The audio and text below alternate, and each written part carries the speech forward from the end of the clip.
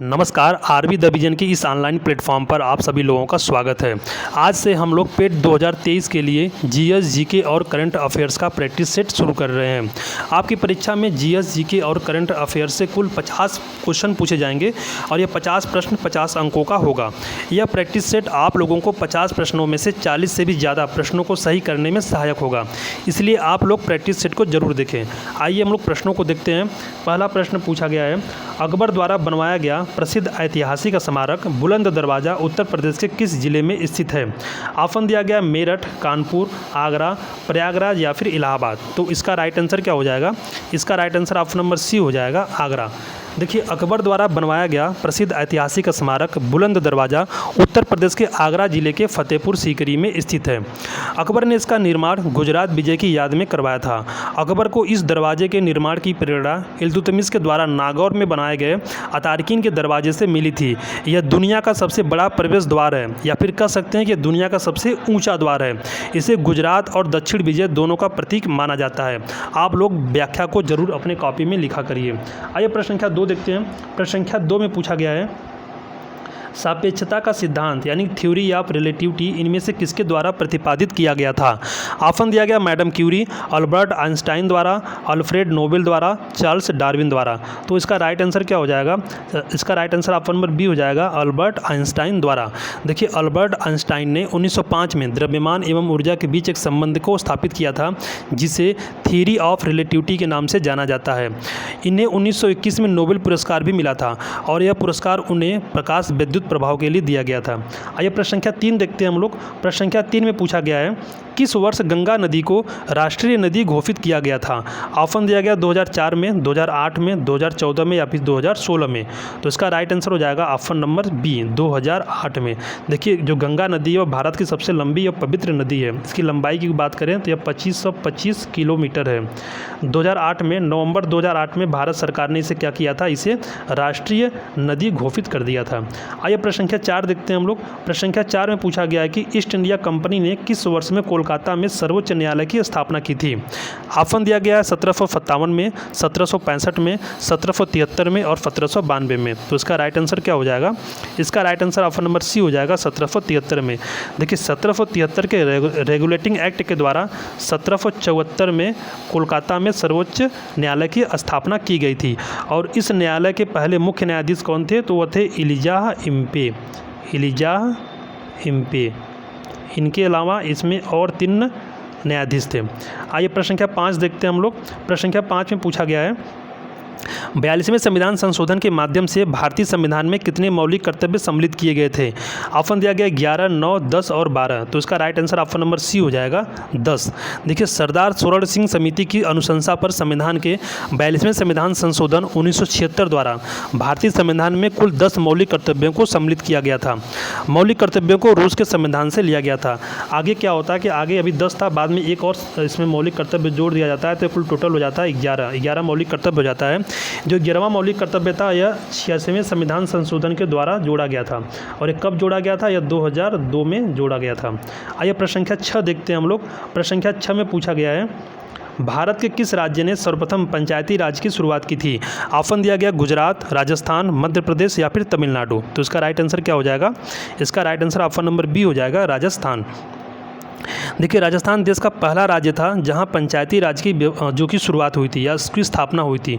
इसका उद्घाटन 2 अक्टूबर 1959 को, कब? 2 अक्टूबर 1959 को तत्कालीन प्रधानमंत्री पंडित जवाहरलाल नेहरू द्वारा राजस्थान के नागौर जिले में किया गया था। आइए प्रश्न संख्या 7 देखते हैं हम लोग। प्रश्न संख्या 7 में पूछा गया है, प्रश्न संख्या 7 में पूछा गया है कि किस वर्ष में संविधान का संशोधन सर्वप्रथम किया गया था? यानी कि संविधान संशोधन पहली बार किस वर्ष किया गया था? 1947 में, 1951 में, 1953 में या फिर 1957 में? तो इसका राइट आंसर क्या हो जाएगा? इसका right answer option number B हो जाएगा, 1951 में। देखिए, इस संशोधन द्वारा भारतीय संविधान में 9वीं अनुसूची को जोड़ी गई थी तथा भूमि सुधार एवं न्यायिक समीक्षा से जुड़े अन्य कानूनों को भी 9वीं अनुसूची में शामिल किया गया था। प्रश्न संख्या 8 देखते हैं हम लोग। प्रश्न संख्या 8 में पूछा गया है कि भारत का governor general Lord William Bentinck sati प्रथा को समाप्त करने हेतु किस वर्ष कानून पारित किया था? 1819, 1825, 1829 या फिर 1832? तो इसका राइट आंसर क्या हो जाएगा? इसका right answer option number C हो जाएगा, 1829। देखिए, जो विलियम बेंटिंक है यह भारत का प्रथम गवर्नर जनरल है। इसके पहले यह बंगाल का अंतिम गवर्नर जनरल था। आइए प्रश्न संख्या हम लोग 9 देखते हैं। प्रश्न संख्या 9 में पूछा गया है, एलन ऑक्टेवियन ह्यूम एक सेवानिवृत्त अंग्रेजी ICS अधिकारी ने वर्ष यानी किस वर्ष में भारतीय राष्ट्रीय संघ का गठन किया था? 1862 में, 1876 में, 1884 में या फिर 1891 में? तो इसका राइट आंसर क्या हो जाएगा? इसका right answer option number C हो जाएगा, 1884 में। देखिए 1884 में क्या हुआ? 1884 में इंडियन नेशनल यूनियन की स्थापना की गई। आगे चलकर 1885 में दादा भाई नौरोजी के सुझाव पर इसका नाम बदलकर इंडियन नेशनल कांग्रेस कर दिया गया और 1885 में ही INC की स्थापना की जाती है, यानी कि इंडियन नेशनल कांग्रेस की स्थापना की जाती है और इसका पहला अधिवेशन भी 1885 में किया जाता है। इसके पहले अध्यक्ष कौन होते हैं? इसके पहले अध्यक्ष होते हैं WC बनर्जी। आइए हम लोग अगला प्रश्न देखते हैं। प्रश्न संख्या 10 देखते हैं हम लोग। प्रश्न संख्या 10 में पूछा गया है, सुभाष चंद्र बोस किस वर्ष में कांग्रेस पार्टी के अध्यक्ष बने थे? 1932, 1938, 1941 या फिर 1943?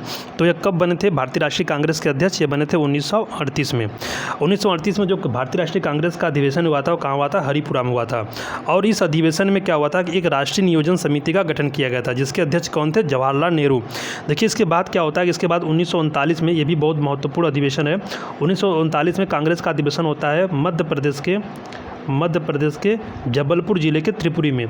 और यहाँ पे क्या होता है, यहाँ पे सुभाष चंद्र बोस एक बार फिर से भारतीय राष्ट्रीय कांग्रेस के अध्यक्ष बनते हैं, लेकिन कांग्रेस कार्यकारिणी समिति से उनका विवाद हो जाने के कारण उन्होंने अध्यक्ष पद से इस्तीफा दे दिया, जिसके बाद क्या होता है कि डॉक्टर राजेंद्र प्रसाद भारतीय राष्ट्रीय कांग्रेस के अध्यक्ष बनते हैं।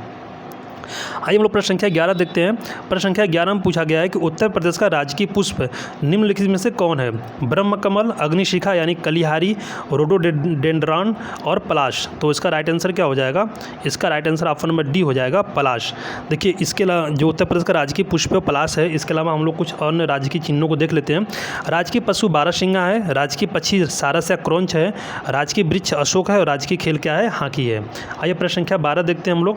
प्रश्न संख्या 12 में पूछा गया है, वर्ष में यानी किस वर्ष में कोलकाता जिसे वर्तमान में कोलकाता के नाम से जाना जाता है के पास हुगली नदी पर रिसरा पर पहली जूट मिल स्थापित की गई थी? 1845 में, 1855 में, 1889 में या फिर 1900 में? तो इसका राइट आंसर हो जाएगा ऑप्शन नंबर बी, 1855 में। देखिए रिसरा में जो पहली जूट मिल की स्थापित की गई थी वो 1855 में की गई थी। जो जूट होता है उसे सोने का रेशा के नाम से भी जाना जाता है। 1971 में जूट के आयात, निर्यात एवं आंतरिक बाजार की देखभाल के लिए भारतीय जूट निगम की स्थापना भी की गई थी। आइए हम लोग प्रश्न संख्या 13 देखते हैं। प्रश्न संख्या 13 में पूछा गया है, वस्तु एवं सेवा कर GST भारत में 1 जुलाई को पेश किया गया, यानी किस वर्ष पेश किया गया था? 2014, 2016, 2017 या 2018? तो इसका राइट आंसर क्या हो जाएगा? इसका right answer option number C हो जाएगा, 2017। जो GST हुआ 1 जुलाई 2017 को पेश किया गया था, पेश नहीं किया गया था, लागू कर दिया गया था। और आइए हम लोग अगला प्रश्न देखते हैं। प्रश्न संख्या 14 में पूछा गया है कि अनुच्छेद के प्रावधानों के तहत लोकसभा और राज्यसभा की संयुक्त बैठक को राष्ट्रपति द्वारा बुलाया जा सकता है, यानी किस अनुच्छेद के प्रावधानों के तहत? ऑप्शन दिया गया 93, 105, 108 या फिर 116? तो इसका राइट आंसर क्या हो जाएगा? इसका right answer option number C हो जाएगा, 108। देखिए भारतीय संविधान के अनुच्छेद 108 के अंतर्गत किसी साधारण विधेयक के संबंध में मतभेद होने के पश्चात, यानी लोकसभा और राज्यसभा में मतभेद होने के पश्चात राष्ट्रपति लोकसभा एवं राज्यसभा का संयुक्त अधिवेशन आहूत कर सकता है। इस संयुक्त अधिवेशन की अध्यक्षता लोकसभा के अध्यक्ष द्वारा की जाती है। आइए प्रश्न संख्या 15 देखते हैं हम लोग। प्रश्न संख्या 15 में पूछा गया है, निम्नलिखित में से कौन दुनिया का सबसे बड़ा नदी द्वीप है? द्वियार द्वीप गोवा, क्यूबल द्वीप तमिलनाडु, मुनरो द्वीप केरल, मोजुली द्वीप? तो इसका राइट आंसर क्या हो जाएगा? इसका right answer option number D हो जाएगा, मोजुली द्वीप है। देखिए मोजुली जो कि माजुली या मोजुली द्वीप जो कि दुनिया का सबसे बड़ा नदी द्वीप है, जो असम राज्य में ब्रह्मपुत्र नदी पर स्थित है। यह द्वीप उत्तर में सुबनसिरी नदी तथा दक्षिण में ब्रह्मपुत्र नदी पर निर्मित है। आइए हम लोग प्रश्न संख्या 16 देखते हैं। प्रश्न संख्या 16 में पूछा गया है, स्वतंत्रता सेनानियों, यहाँ पर स्वतंत्रता हो जाएगा, स्वतंत्रता सेनानियों भगत सिंह, सुखदेव और राजगुरु को यानी किस वर्ष में फांसी दी गई थी? 1929, 1931, 1934 या 1939? तो इसका राइट आंसर क्या हो जाएगा? इसका right answer option number B हो जाएगा 1931। देखिए, सैंडर्स हत्याकांड के आरोप में भगत सिंह, सुखदेव और राजगुरु को 23 मार्च, ये डेट इम्पॉर्टेंट है, 23 मार्च 1931 को फांसी की सज़ा दे दी गई थी। आइए प्रश्न संख्या 17 देखते हैं हम लोग। प्रश्न संख्या 17 में पूछा गया है कि निम्नलिखित में से किस विटामिन को एस्कॉर्बिक एसिड कहा जाता है? Vitamin A, vitamin B, vitamin C या विटामिन डी? तो इसका राइट आंसर क्या हो जाएगा? इसका राइट आंसर विटामिन हो जाएगा option number C, vitamin C. देखिए, एस्कॉर्बिक जो एसिड होता है यह एक एंटीऑक्सीडेंट गुणों वाला शुगर एसिड होता है और विटामिन सी की कमी से सभी को पता है स्कर्वी रोग हो जाता है। प्रश्न संख्या 18 देखते हैं हम लोग। प्रश्न संख्या 18 में पूछा गया है कि किस तापमान पर पानी का घनत्व अधिकतम होता है? 0 degree C, 100 degree C, 4 degree C या 250 डिग्री सी? तो इसका राइट आंसर क्या हो जाएगा? इसका right answer option number C हो जाएगा, 4 डिग्री सी। देखिए, 4 डिग्री सी जो तापमान होता है उसमें पानी का घनत्व सबसे अधिक होता है और आयतन न्यूनतम होता है। आइए प्रश्न संख्या 19 देखते हैं हम लोग। प्रश्न संख्या 19 में पूछा गया है, भारतीय हरित क्रांति के दौरान निम्नलिखित में से किन अनाजों का अत्यधिक उत्पादन किया गया था? ऑप्शन दिया गया गेहूं और ज्वार, चावल और ज्वार, गेहूं और चावल या ज्वार और कपास? तो इसका राइट आंसर क्या हो जाएगा? इसका right answer option number C हो जाएगा, गेहूं और चावल। देखिए, भारत में हरित क्रांति का सर्वाधिक जो सकारात्मक प्रभाव पड़ा था गेहूं के उत्पादन पर पड़ा था। उसके बाद हम लोग बात करें तो धान पे और उसके बाद गन्ने पर पड़ा था। हरित क्रांति की शुरुआत भारत में 1966 और 67 में हुई थी। वैश्विक स्तर पर हरित क्रांति के जनक थे वो नॉर्मन बोरलॉग को माना जाता है। देखिए, अगर हम लोग भारत की बात करें तो भारत में हरित क्रांति के जनक के रूप में MS स्वामीनाथन को माना जाता है। MS स्वामीनाथन, यह इम्पॉर्टेंट है, को जाना जाता है। ठीक है, आइए प्रश्न संख्या 20 देखते हैं हम लोग। प्रश्न संख्या 20 में पूछा गया है, ग्राम सभा में निम्न में से कौन शामिल है? ग्राम विशेष में रहने वाले सभी व्यक्ति, वे सभी व्यक्ति जिनके नाम गांव विशेष में पंचायत के लिए मतदाता सूची में दर्ज है, गांव विशेष के सभी वयस्क पुरुष, वे सभी व्यक्ति जो साक्षर हैं। तो इसका राइट आंसर क्या हो जाएगा? इसका right answer option number B हो जाएगा, वे सभी व्यक्ति जिनके नाम गाँव विशेष में पंचायत के लिए मतदाता सूची में दर्ज है। आइए प्रश्न संख्या 21 देखते हैं हम लोग। प्रश्न संख्या 21 में पूछा गया है कि यूरोप में कुल कितने देश हैं? तो यूरोप में कुल कितने देश हैं? यहाँ पे सबको पता है 44 देश हैं। जो यूरोप है यह छठा सबसे बड़ा महाद्वीप है। ठीक है, छठवां सबसे बड़ा महाद्वीप है। अब आइए हम लोग प्रश्न संख्या 22 देखते हैं। प्रश्न संख्या 22 में पूछा गया है कि मौर्य अर्थव्यवस्था मुख्य रूप से किस पर आधारित थी? कृषि अर्थव्यवस्था पर, व्यापार आधारित अर्थव्यवस्था पर, उद्योग आधारित अर्थव्यवस्था पर या युद्ध आधारित अर्थव्यवस्था पर? तो इसका राइट आंसर क्या हो जाएगा? इसका right answer option number A हो जाएगा, कृषि अर्थव्यवस्था थी। यानी कि जो मौर्य अर्थव्यवस्था थी वो किस पे आधारित थी? कृषि अर्थव्यवस्था पर आधारित थी। आइए प्रश्न संख्या 23 देखते हैं हम लोग। प्रश्न संख्या 23 में पूछा गया है कि वसा में घुलने वाले विटामिन के कितने प्रकार उपलब्ध हैं? 2, 3, 4 या 5? तो उसका राइट आंसर क्या हो जाएगा?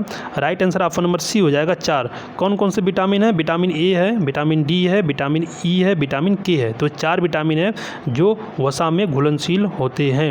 इसके अलावा जल में घुलनशील विटामिन की बात करें तो बी कॉम्प्लेक्स हो जाएगा और विटामिन सी। आइए प्रश्न संख्या 24 देखते हैं हम लोग। प्रश्न संख्या 24 में पूछा गया है, निम्नलिखित में से किस व्यक्ति को कंप्यूटिंग के जनक के रूप में जाना जाता है? Charles Babbage, Tim Berners-Lee, Philip Don Estridge, James Gosling? तो राइट आंसर क्या हो जाएगा? Right answer option number A हो जाएगा, चार्ल्स बेबेज। आइए प्रश्न संख्या 25 देखते हैं हम लोग। प्रश्न संख्या 25 में पूछा गया है, उत्तर प्रदेश के निम्नलिखित में से किस जिले में प्रतिवर्ष बटेश्वर मेला आयोजित किया जाता है? ठीक है, यहाँ पे आयोजित होगा, बटेश्वर मेला आयोजित किया जाता है। कानपुर, वाराणसी, आगरा या फिर मथुरा? तो इसका राइट आंसर क्या हो जाएगा? इसका right answer option number C हो जाएगा, 25 का सी हो जाएगा, आगरा। देखिए, बटेश्वर मेला उत्तर प्रदेश के आगरा जिले में यमुना नदी के किनारे बाबा भोलेनाथ के प्रसिद्ध मंदिर के पास प्रतिवर्ष आयोजित की जाती है। प्रश्न संख्या 26 देखते हैं हम लोग। प्रश्न संख्या 26 में पूछा गया कि उत्तर प्रदेश का शहर फिरोजाबाद निम्नलिखित में से किस उद्योग के लिए प्रसिद्ध है? ऑप्शन दिया गया साड़ी, सीमेंट, कांच या फिर ताले। तो सबको पता है किसके लिए प्रसिद्ध है? कांच के लिए प्रसिद्ध है। आइए प्रश्न संख्या 27 देखते हैं हम लोग। प्रश्न संख्या 27 में पूछा गया है कि गदर आंदोलन के नेता कौन थे? हरदयाल, भगत सिंह, मैडम कामा, श्यामजी कृष्ण वर्मा? तो इसका राइट आंसर क्या हो जाएगा? इसका राइट आंसर होगा लाला हरदयाल। ठीक है, देखिए जो गदर पार्टी थी, ये गदर आंदोलन था या गदर पार्टी की बात करें तो इसकी स्थापना 1913 में हुई थी और ये कहाँ हुआ था? 1913 में हुआ था और अमेरिका के सैन फ्रांसिस्को में इसकी स्थापना की गई थी और इसके जो संस्थापक थे कौन थे? लाला हरदयाल। आइए प्रश्न संख्या 28 देखते हैं हम लोग। प्रश्न संख्या 28 में पूछा गया है, निम्नलिखित में से कौन सा अधिनियम मॉन्टेग्यू चेम्सफोर्ड रिपोर्ट पर आधारित था? ऑप्शन दिया गया भारत सरकार अधिनियम 1892, भारत सरकार अधिनियम 1909, भारत सरकार अधिनियम 1919 या भारत सरकार अधिनियम 1935। तो इसका राइट आंसर क्या हो जाएगा? इसका right answer option number C हो जाएगा, भारत सरकार अधिनियम 1919। कौन सा प्रश्न संख्या है? 28, भारत सरकार अधिनियम 1919। देखिए, भारत शासन अधिनियम 1919 के द्वारा क्या हुआ था कि भारत में पहली बार प्रत्यक्ष चुनाव प्रणाली को अपनाया गया था। आइए प्रश्न संख्या 29 देखते हैं हम लोग। प्रश्न संख्या 29 में पूछा गया है, 1947 में लॉर्ड माउंटबेटन द्वारा घोषित भारत और पाकिस्तान के लिए सीमा आयोग के अध्यक्ष कौन थे? ऑप्शन दिया गया Lord Curzon, Lord Babbage, Clement Attlee या सिरिल रेडक्लिफ। तो इसका राइट आंसर क्या हो जाएगा? इसका right answer option number D हो जाएगा, सिरिल रेडक्लिफ। देखिए, जो भारत आज़ाद हुआ था 1947 में, तो 1947 में क्या होगा, लॉर्ड माउंटबेटन द्वारा घोषित भारत और पाकिस्तान के लिए सीमा आयोग के अध्यक्ष के रूप में सिरिल रेडक्लिफ को नियुक्त किया गया था। आइए प्रश्न संख्या हम लोग देखते हैं 30। प्रश्न संख्या 30 में पूछा गया है, भारत का अक्षांशीय विस्तार कितने उत्तर से कितने उत्तर तक है? 8 डिग्री 2 मिनट उत्तर से 37 डिग्री 4 मिनट उत्तर तक, 8 डिग्री 4 मिनट उत्तर से 37 डिग्री 6 मिनट उत्तर तक, 8 डिग्री 7 मिनट उत्तर से 37 डिग्री 9 मिनट उत्तर, या फिर 8 डिग्री 3 मिनट से 37 डिग्री 5 मिनट। तो इसका राइट आंसर क्या हो जाएगा? इसका right answer option number B हो जाएगा, 8 डिग्री 4 मिनट से 37 डिग्री 6 मिनट। यह क्या है? भारत का अक्षांशीय विस्तार है। देशांतरी विस्तार की बात करें, देशांतरी विस्तार कितना है? 68 डिग्री 7 मिनट से 97 डिग्री 25 मिनट। आइए प्रश्न संख्या हम लोग देखते हैं 31। प्रश्न संख्या 31 में पूछा गया है, प्रश्न संख्या 31 देखते हैं हम लोग। और प्रश्न संख्या 31 में पूछा गया है, यूरोप में उच्चतम पर्वत शिखरों में से एक माउंट एल्ब्रूस, यहाँ पे एल्ब्रूस होगा, ये गलत हो गया, टाइपिंग हो गया है, यहाँ पे एल्ब्रूस हो जाएगा, कहाँ स्थित है? जर्मनी, स्विट्जरलैंड, रूस या फिर यूक्रेन। तो इसका राइट आंसर क्या हो जाएगा? इसका राइट आंसर हो जाएगा आपका ऑप्शन नंबर सी, रूस में।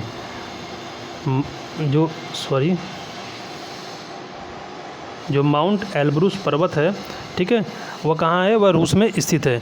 यह एक सुषुप्त ज्वालामुखी है। आइए प्रश्न संख्या 32 देखते हैं। प्रश्न संख्या 32 में पूछा गया कि भारतीय संविधान का निम्नलिखित में से कौन सा अनुच्छेद विधिक समता यानी कानून के सामने समानता से संबंधित है? आर्टिकल 14, 13, 17 या फिर 26। तो इसका राइट आंसर क्या हो जाएगा? राइट आंसर हो जाएगा ऑप्शन नंबर ये 14। आइए प्रश्न संख्या 33 देखते हैं हम लोग। प्रश्न संख्या 33 में पूछा गया कि अंतर्राष्ट्रीय शांति और सुरक्षा को बढ़ावा देने से संबंधित प्रावधान भारतीय संविधान के निम्नलिखित में से किसके एक भाग के रूप में उल्लिखित है? ऑप्शन दिया गया मौलिक अधिकार, राज्य के नीति निर्देशक सिद्धांत, मौलिक कर्तव्य या फिर राज्यों, यहाँ पे कुछ कोई और ऑप्शन रहा होगा, मान लीजिए यहाँ पे नागरिकता से कुछ ले लेते हैं। तो उसका राइट आंसर क्या हो जाएगा? इसका राइट आंसर हो जाएगा ऑप्शन नंबर बी, राज्य के नीति निर्देशक सिद्धांत। देखिए, संविधान के राज्य के नीति निर्देशक सिद्धांत जो है, इसका वर्णन भाग 4 में अनुच्छेद 36 से 51 में किया गया है। और यह कहाँ से लिया गया है? यह आयरलैंड से लिया गया है। प्रश्न संख्या 34 देखते हैं हम लोग। प्रश्न संख्या 34 में पूछा गया है कि स्वतंत्र भारत में किसी राज्य की प्रथम महिला राज्यपाल कौन थी? ऑप्शन दिया गया शारदा मुखर्जी, विजय लक्ष्मी पंडित, मार्गरेट अल्वा या सरोजनी नायडू। तो इसका राइट आंसर क्या हो जाएगा? इसका राइट आंसर हो जाएगा option number D, Sarojini Naidu. देखिए, सरोजनी नायडू भारत के किसी भी राज्य की पहली महिला राज्यपाल थी। वो किस राज्य की थी? उत्तर प्रदेश की थी। इन्हें भारत कोकिला के नाम से भी जाना जाता है। और भारतीय राष्ट्रीय कांग्रेस की पहली महिला अध्यक्ष बनी थी। अगर लोग भारतीय महिला की बात करें तो पहली भारतीय महिला थी जो भारतीय राष्ट्रीय कांग्रेस की अध्यक्ष बनी थी। वैसे तो भारतीय राष्ट्रीय कांग्रेस की पहली महिला अध्यक्ष एनी बेसेंट थी। चलिए प्रश्न संख्या हम लोग 35 देखते हैं। प्रश्न संख्या 35 में पूछा गया है कि उस प्रधानमंत्री का क्या नाम है जिन्होंने संसद में यह घोषणा की थी कि वह मंडल आयोग की सिफारिशों को लागू करेंगे। इस घोषणा से भारत में देशव्यापी विरोध शुरू हो गया था। राजीव गांधी, वीपी सिंह, चौधरी चरण सिंह या चंद्रशेखर। तो इसका राइट आंसर हो जाएगा option number B, VP Singh, Vishwanath Pratap Singh. Vishwanath Pratap Singh Bharat के 8वें प्रधानमंत्री थे, ठीक है। और यह ऐसे पहले प्रधानमंत्री थे जो अविश्वास प्रस्ताव से हटाए गए थे। आइए प्रश्न संख्या 36 देखते हैं हम लोग। प्रश्न संख्या 36 में पूछा गया है, अवध की रियासत में उस प्रसिद्ध योद्धा बेगम का नाम क्या है जिन्होंने 1857 के विद्रोह में अंग्रेजों के साथ होने वाली लड़ाई में भाग लिया था? ऑप्शन दिया गया बेगम हजरत महल, बेगम रजिया सुल्तान, जहान आरा या बेगम मेहरुन्निसा। तो इसका राइट आंसर क्या हो जाएगा? इसका राइट आंसर ऑप्शन नंबर ई हो जाएगा, बेगम हजरत महल। आइए प्रश्न संख्या 37 देखते हैं हम लोग। प्रश्न संख्या 37 में पूछा गया है, राजा बिंबिसार के दरबार में उस प्रसिद्ध चिकित्सक का क्या नाम है जो भगवान बुद्ध के निजी चिकित्सक थे? अजातशत्रु, सारिपुत्र, जीवक या राहुला। तो इसका राइट आंसर क्या हो जाएगा? इसका right answer option number C हो जाएगा, जीवक। आइए प्रश्न संख्या 38 देखते हैं।